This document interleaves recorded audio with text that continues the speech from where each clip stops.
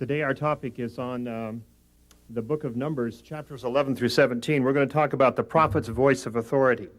Now I'd like to read you something first, and then I'd like to show you something, and then we'll launch into our discussion out of Numbers chapter 11. The priest Korah stood defiantly before his tent. The smoke from his censer filled the air with petitions against the prophet Moses. His rebellious followers, also bearers of the holy priesthood, listened to Korah challenge Moses. Ye take too much upon you, seeing all the congregation are holy. To which Moses responded, Will you take too much upon you, you sons of Levi? Warning all to stand back from the rebellious priests, Moses declared, Hereby ye shall know that the Lord has sent me to do these works.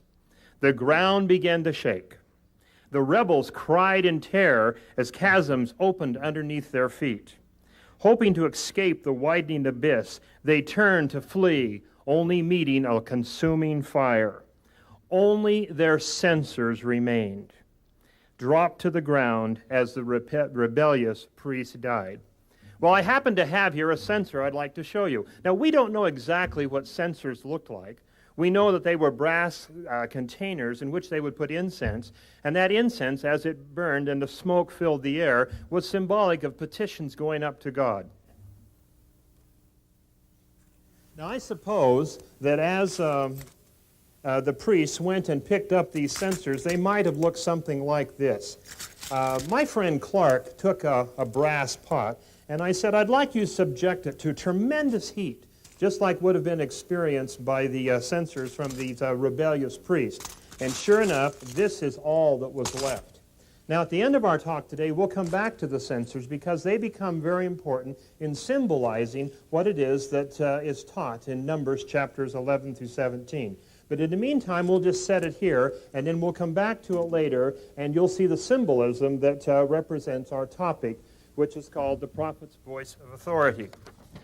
Now, in chapters 11, it talks about the beginnings of this rebellion. Now, the rebellion ended very decisively. We had earthquakes, we had fire, we had chasms opening in the ground, and we had censers that were melted on behind where the priesthood stood.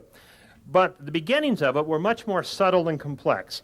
And in examining the rebellions that occur in between chapters 11 and 17, we get three prototypes. And these prototypes are good for analyzing things about today in our relationship or the relationship between we and the congregation and our prophet today. Now, there are three types of rebellions I'd like to talk about. The first is exhibited by Joshua. Now, Joshua felt that delegated power distracted from a prophet, that a prophet should retain power and authority, and by delegating it to others, that distracted from what he was about, and Joshua was concerned that Moses would lose some credibility. Miriam, the sister of Moses, had a little different point of view. She had special gifts as a prophetess, and because of those special gifts, she assumed she would have special recognition. Not so. Korah was the last. Now, Korah was one of the priests, and he had a censer, and his censer was symbolic of the petitions which his priesthood raised to God. Korah wanted to initiate a power grab, plain and simple. He coveted the position of the high priest, which was held by Aaron, and thus he challenged Moses and joined with the Reubenites. They instituted a rebellion that resulted in some drastic measures. In summary, today as you listen to the talk and as you ponder these things, let's think of three things. Joshua thought delegation went too far. He was concerned. For Miriam, there was not enough delegation. She thought the power should be given to some other people. Korah thought that the delegation of power was unnecessarily restricted to just a few people. Now, such action is really quite surprising because Moses was acknowledged as the prophet of Israel. The scriptures record that the Lord said unto Moses, I will be thy mouth and teach thee what thou shalt say. For this reason, the congregation followed the prophet and did as the Lord had commanded Moses and Aaron. They accepted him as a prophet. They were happy with him for the most part and followed his leadership. But it seems when times got tough that the congregation would rebel against Moses, and people would arise with complaints and ways in which they felt that the system could be improved. in modern day, we've received this counsel regarding our relationship as a congregation to our prophets. We are to receive the words of modern Moses as if from my own mouth in all patience and faith. And we are to recognize that no one shall be appointed to receive commandments and revelations in this church except it be my servant. However, like their ancient counterparts, members of the contemporary church also find reasons to rebel against the prophet and to find issue with the things which he has asked us to do. I think by examining these models of numbers, namely that of Joshua, of Miriam, and of Korah, we can find examples that will be helpful to us as we relate to a prophet today. Now, I have here from a selection from Numbers chapter 11. I'd like to read it and see if you can understand the beginnings of the complaint that Joshua brought against Moses. Moses says in verse 11 of Numbers, he said, Wherefore, why hast thou afflicted thy servant? And why hast thou layest the burden of all this people upon me? He said, Have I conceived this people? Are they my children? He then goes on to say, I am not able to bear this burden of leadership alone. It is too heavy to me. Well, Moses had met this before. His kind father-in-law Jethro had come to him and had said, Moses, you will wear yourself out unless you get some help. Well, Moses then followed Jethro's counsel and initiated a system of civil judges. These judges bore some of the pressure of leadership, and through delegation of power, they were able to assist Moses. Now, Joseph F. Smith helps us understand a little bit how this works. He said that a prophet is given the power to direct the kingdom. The prophet authorizes others, but at the same time retains all the presiding keys. Delegation does not diminish the prophet. All who receive authority from a prophet remain subject to that prophet and his authority. Joshua may not have understood this. 2 of the 70 who came as a result of this revelation, as the Lord said to Moses, select 70 elders of Israel and place on those elders your spirit. And that spirit will authorize them to act in your behalf in order to help lift this burden of leadership. So, added to the civil leaders who had received some delegated power, we now have these ecclesiastical leaders who have power to lift the burden of leadership. Now, 2 of them, Eldad and Medad, did not act as Joshua thought they should. While the other 70 went with Moses to the tabernacle, these 2 brethren remained behind and attended to the work of the ministry. Joshua was a bit concerned that they had acted on their own and were out there doing their ministry thing without Moses' approval. He went to Moses and he said, Moses, he said, we must stop these 70 from doing these types of things. They can't just be out there doing whatever. They have to be very carefully controlled. Well, Moses, with prophetic vision, simply said, Envious thou for my sake, Joshua? Would God that all the Lord's people were prophets, and the Lord would put his Spirit upon them. I think it's kind of surprising that Joshua would question delegation. I think it's surprising that he would challenge the 70 who were ministering in their office. Moses explained to Joshua that the 70 actually added strength to the prophet and did not distract from him. It was a great blessing to have the 70 lift the burden of leadership. I think it's surprising that Joshua questioned this, but nonetheless, Joshua felt that there was an issue that he needed to challenge Moses on, and so he did just that. Well, it's maybe a greater surprise the fact that one of Moses' own family, namely Miriam, stepped forward, and Miriam said that she felt that she had reason or cause against Moses. This was the second type of challenge. Now, you have to understand that Miriam served a very special role in Israel. She's called in the Scriptures a prophetess. Now, while a prophetess was not ordained, nor did she have a formal priesthood assignment, she had a special spiritual gift in which her testimony and her understanding of the gospel plan enabled her to be of assistance to her brothers and sisters. Well, because of this, and possibly because of the delegation of power to the 70, Miriam collects Aaron, and they stand together in front of the tent of Moses. Miriam boldly says to Moses, "Hath the Lord indeed spoken only by Moses? Hath he not also spoken by us?" Well, Miriam made the matter personal. Not only did Miriam confront Joseph with the fact that she felt she needed more recognition for what she was doing, but she also brought in a very personal matter. She refers to Joseph's wife as a Cushite. Now, you might say, well, what does that mean? Well, a Cushite at that particular time was a member of a group that was not really accepted by the children of Israel. And by referring to Moses' wife as a Cushite, she was in fact slandering or insulting Moses' personal life. Now, there are other scholarly views of what this meant. Some people say it refers to the fact that Joseph was married when he was in Egypt and other things, but I think the most acceptable one is this bringing in of something personal that she felt would discredit Moses in the sight of the congregation. Miriam made the matter personal. Now, Miriam most likely confused spiritual gifts with delegated power and authority. Now, as mentioned before, her gift of prophecy did not require a priesthood ordination.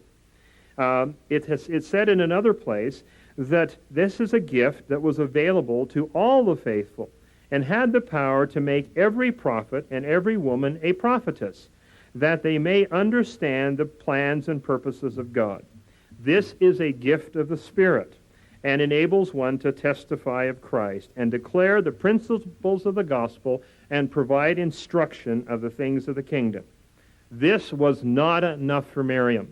Miriam did not want to be just a prophetess. She wanted recognition that the Lord not only spoke to Moses, but from her perspective, the Lord also spoke through her.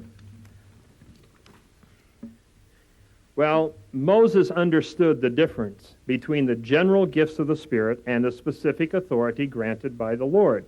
He alone presided over Israel. Remembering what Joseph F. Smith had said, Moses understood very clearly that the Lord had given to him the power to preside in Israel. Now, Miriam's challenge recognizes Moses' unique authority, but assumed that these spiritual gifts would be given to her because of her special position. I don't think that Moses questioned Miriam's spiritual gifts. I think he loved her deeply and trusted her explicitly in many things. In meekness, Moses sought the Lord. He did not act immediately, but he paused and asked the Lord for help, because this was not only an ecclesiastical problem. This rebellion, this confrontation, was also very personal. At this point, Miriam has a very difficult experience. The Lord appears at the tabernacle door and calls for Miriam and Aaron to come forward. It seems from the account that Miriam is always standing in front and Aaron is standing behind. We don't have the sense that Aaron is there for much other than just simply providing some moral support. He may not even fully have agreed with Miriam, but as the older sister, Miriam had something to say, and Aaron was there. The Lord then declared, "If there be a prophet among you, I, the Lord, will make myself known unto him. With him I will speak mouth to mouth, and the similitude of the Lord shall he behold." Continuing, the Lord explained the difference between the indirect spiritual gifts that Miriam had received in dreams and visions and the direct personal experiences by Moses. The prophet communicated face to face with God. And the Lord, and that gave him an advantage of having a sure knowledge of who God was and how he was to lead Israel. The Lord asked Miriam, "Why are you afraid to challenge the prophet Moses, knowing of his authority and of his keys and power and the trust which the Lord has given him?" A cloud departed, and Miriam was left leprous, requiring the intervention of Moses to spare her life. Moses actually stepped forward and pleaded for Miriam and said, "Please, please spare my sister." Well, the Lord said, "Fine, we will spare your sister, but she will have to undergo an interesting experience. She will be banned from the camp, as part of a ritual cleansing that's required of people who have problems. And Miriam then learned personally, as she stood outside of the camp of Israel waiting for the leprosy to depart, she learned of the consequences associated with demanding of the prophet special recognition and authority. All right, let's summarize now. Joshua rebelled. He confronted the prophet. And while his rebellion wasn't one of anger, it certainly was one of feeling very justified, as he felt the 70 distracted from the power of Moses and could lead to the loss of credibility on the part of the prophet. Miriam, a little bit different, more personal, and again, she confronts the prophet and raises the issue, I have special gifts, she says, and those special gifts should be recognized. Now, whether she linked that to the recognition of the 70 or not, I'm not sure. But the timing of the Scriptures would indicate there could be linkage there. Joshua wanted others to have less power. Miriam wanted special powers for herself. Well, now that leads us to the third rebellion, that of Korah. Now, Korah is a most interesting person. He is a leader of a branch of Levites that have specific responsibilities in the tabernacle. The followers of Korah had great credibility in the community. These are people that others respected and played an important part in the services of the tabernacle. Now, those who linked with the people of Korah were the Reubenites. Now, the Reubenites did not have any special priesthood recognition. The Reubenites were folks that were just members of the congregation. They had credibility in terms of their political and their social standing in the community, but no religious assignments. The Reubenites took issue with Moses, feeling that he had led them into the desert in error. They desired to return to the land of milk and honey, which they felt was in Egypt. They wanted to go back to Egypt. They did not want to stay in the desert. So the Reubenites and the priests of Korah, those who followed him, gathered together, and they stood before Moses. Now, Joshua had stood before Moses. It was one-on-one. Miriam had stood before Moses. It was Miriam and Aaron and Moses. But now we have an entire group of people. At one place, it indicates that there were at least 250 people who stood before Moses. Now, Joshua, remember, had said, I don't think we should delegate so much power. Miriam had said, I think we should recognize people with special gifts. Korah now says, you take too much upon yourself, seeing that all the congregation is holy. Now, Korah understood there was a precedence for delegation. The people at the time of Jethro had been delegated power, the 70 had been delegated power, and now Korah said, you retain too much power in a central authority. You should disperse this power and allow others of us in the congregation to be part of this decision-making process. Now, the JST helps us understand that while Korah might have sounded rather noble in crying out for more democracy within the congregation of Israel, at the bottom of it, he was actually coveting Aaron's authority as the high priest. One wonders what type of discussions went on among the priests of Korah as they talked about how they might claim some of the power which was granted to Aaron. The Reubenites also had an interesting thing which kind of plugged in with the followers of Korah, because the people of Reuben believed that as the members of the firstborn tribe, that they should have some more recognitions and some more power in deciding whether or not they would stay in the wilderness or return to Egypt. Moses was frustrated. He said to the men of Korah, he said, have I not treated you fairly? He said, have I not done everything I can to be a good leader and to recognize you and provide you opportunity for service?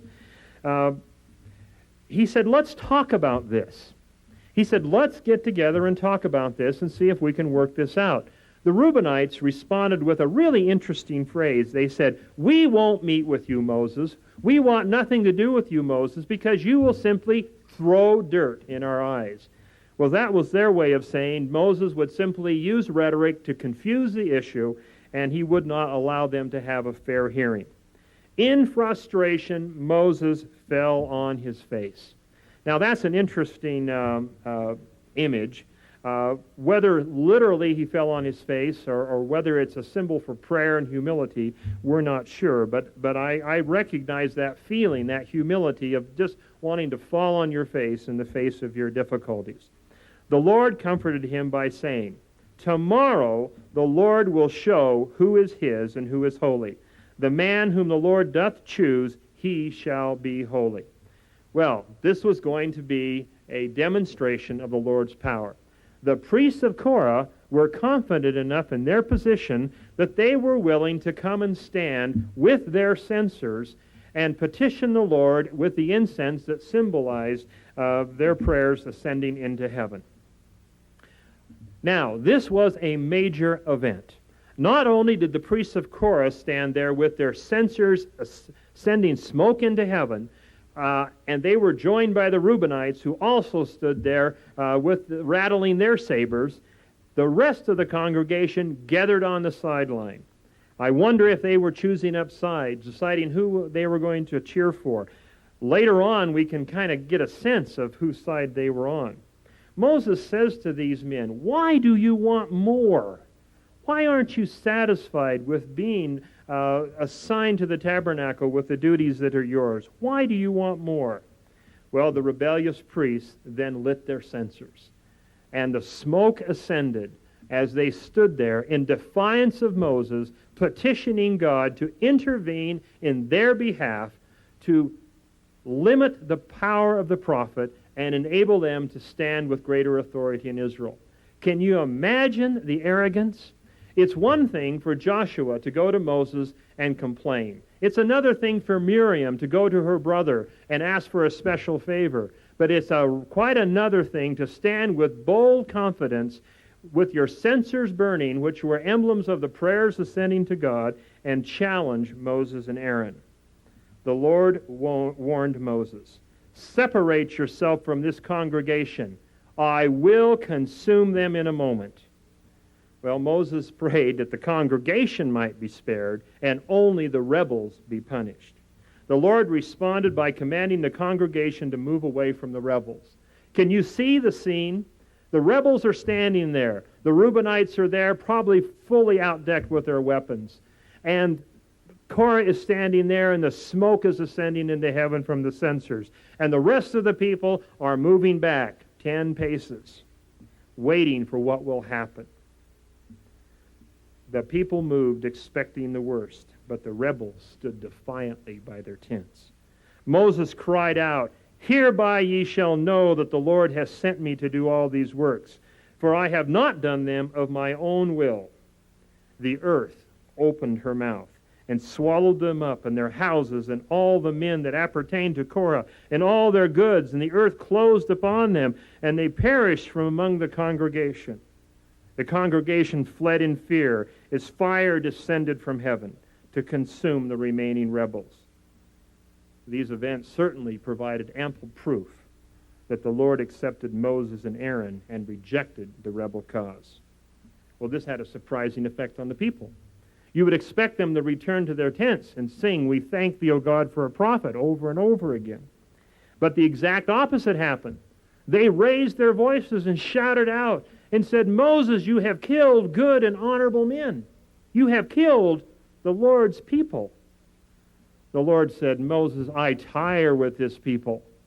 You and Aaron stand back. I will consume the rest of the congregation." A plague started at one edge and worked itself across the congregation. People fell with illness. Moses pleaded with the Lord and was allowed to send Aaron with his censer, with the smoke ascending into heaven, to between where the plague had progressed and where the people remained untouched. There Moses stood as an intercessory to that particular plague. He stopped it cold with the power that he represented. 1,000 died that day, but those who returned to their tents certainly understood the prophet's power, and not only his power to destroy, but also his power to save, as he represented the Lord himself. It's a serious thing to challenge a prophet. Joshua probably was not proud as he thought back at what he had done. Miriam certainly regretted as she recovered from her leprosy outside of the camp. You know, maybe these causes are justified. Joshua might have been justified because the 70 may not have acted as they should. Maybe he was concerned that because the 70 were not perfect, that their human limitations might distract from the prophet. Some people do have special gifts, special insights. They have gifts of intelligence, gifts of understanding. Many are qualified to lead in the church. Not only those who preside, but many in the congregation have similar gifts of leadership. But such justifications are not acceptable. Joshua was not right in questioning the prophet. Miriam should have understood, and Korah certainly should not have led a rebellion for what he believed in. These things that people may perceive in the leaders of the church do not justify rebellion. We who have membership in the congregation of Israel have sacred responsibilities to those whom we sustain as leaders. With relevance to this discussion in modern times, Elder Faustus said, "From the beginning, some, both inside and outside of the church, have sought to persuade the members of the church against following the inspired declarations of those who hold the keys of the kingdom of God on earth." He continued by noting that those who challenge the prophet usually claim special knowledge, like Miriam, and understanding or even inspiration that a prophet does not have. That's Joshua or Korah. In the case of Joshua and Miriam and Korah, they justified their challenges by assuming that Moses did not possess the insight and understanding that they did. The unique role of a prophet as a spokesman for the Lord does not imply he leads a perfect life. President Hinckley commented on this as he has associated with many modern prophets. "I have recognized that all of these men have been human," he says, "but I have never been concerned over this. They may have had some weaknesses, but that has never troubled me. I know that the God of heaven has used mortal men throughout history to accomplish his divine purpose. They were the very best that was available to him, and they were wonderful." Well, Miriam saw a flaw in Moses' life, or at least something that she could embarrass him with, by referring to his Cushite wife. The Reubenites challenged leadership, and Korah felt that Moses' leadership was unreasonable and was restricted. These questions indicate disapproval of Moses. But given the possibility of dissatisfaction with the prophet's decisions, the Lord asked those of us who sustain prophets to accept the following, that they speak from my own mouth. And we have to accept that in patience and faith. Patience and faith would have satisfied Joshua and Miriam and Korah had they allowed those two virtues to work in their hearts. Further revelation directs those who follow prophets not to command the prophets who are at our head and at the head of the church, for they have the keys to the mysteries and the revelations. Patience and faith enable the prophet's followers to accept that all the words of counsel from the prophets of all generations have been given so that we may be strengthened and they may be able to lift and strengthen others. The book of Numbers provides examples useful in a contemporary setting. I think if you've listened today and if you're aware of the types of voices that criticize the prophets, that you have seen modern Joshuas, modern Miriams, and modern Korahs. There are stumbling blocks, and people are groping for answers to their own and world's problems, and they're finding they're inadequate. There is a need for a prophet. President Hinckley pleaded for loyalty to him whom the Lord has called and anointed, for steadfastness in upholding him and giving attention to his teachings. If we have a prophet, President Hinckley said, we have everything. If we do not have a prophet, we have nothing. Well, the fires died, and the ground grew still. A hush fell over the camp of Israel. The censers that had been dropped by the priests were now simply molten metal on the ground. Moses asked the faithful priests who had not rebelled to collect the metal pieces on the ground. They were to collect those metal pieces, and they were to melt them down, and they were to coat the altar of sacrifice outside the tabernacle. And that would be a sign unto the children of Israel, that all may know there is a prophet in Israel. Well, now, brothers and sisters, I don't know if we have coated anything with melted censers from those who have opposed prophets. But I would like you to remember these censers, that there are times when people feel that they are justified in taking issue with the prophet, either in small or in large things. Joshua was a good man, as was Miriam. Few are like Korah and his followers, but many may be like Joshua and Miriam. I am grateful for a prophet who leads us in these latter days. I am thankful for the keys of the priesthood that have been restored. I am grateful for the security and the stability that the prophet offers me and my family in a chaotic time.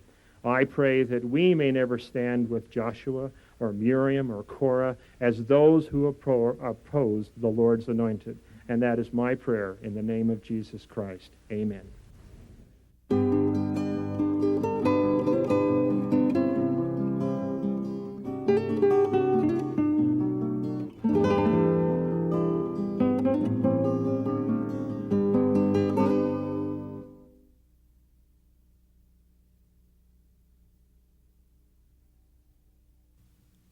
A set of 4 videocassettes featuring 8 lectures from the 1997 Sperry Symposium, The Old Testament, Voices of the Prophets, is available from the BYU Creative Works catalog by calling 1-800-962-8061 or visit us online at the address on your screen. The cost is $29.95 plus shipping and handling.